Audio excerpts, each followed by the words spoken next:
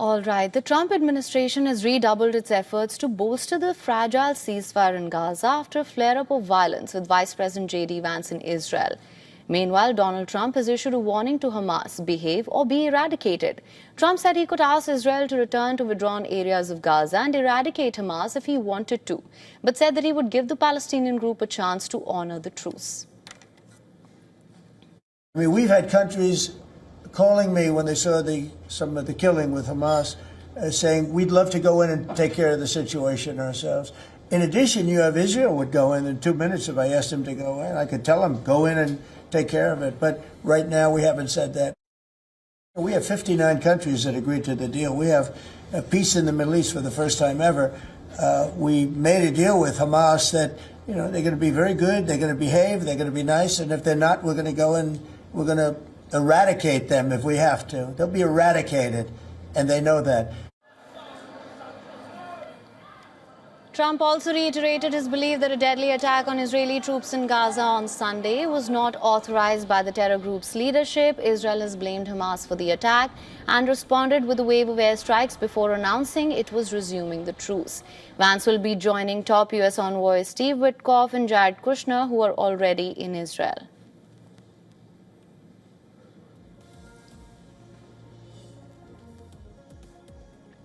Earlier, Witkoff and Kushner met with Israeli Prime Minister. According to Channel 12, which cited sources familiar with the discussion, the two envoys urged Netanyahu to take any action that could endanger the truce. In a highly rare occurrence, Witkoff and Kushner also met with two IDF major generals to assess Israel's efforts to advance Trump's peace framework. Israeli Finance Minister Bezalel Smotrich met U.S. Treasury Secretary Scott Bessent in the U.S. Capitol. According to reports, Bessent used the opportunity to urge the far-right minister to fully embrace the Trump plan. Smotrich and his cabinet colleague Itamar Ben-Gvir have been calling for Netanyahu to move to dismantle Hamas. Prime Minister Benjamin Netanyahu said that he will discuss regional security challenges and diplomatic opportunities with U.S. Vice President Vance. He also told the Knesset that Israel dropped 143 tons of bombs on targets in Gaza in Sunday's airstrikes. Yesterday, we saw Hamas blatantly violating the ceasefire agreement. To our sorrow, 2 fighters fell during the ceasefire. First Sergeant Itai Yavetz, may his memory be blessed, and Major Yaniv Kula, may his memory be blessed. Hamas immediately felt the weight of our arm. We attacked it with 153 tons of bombs. 153 tons of bombs.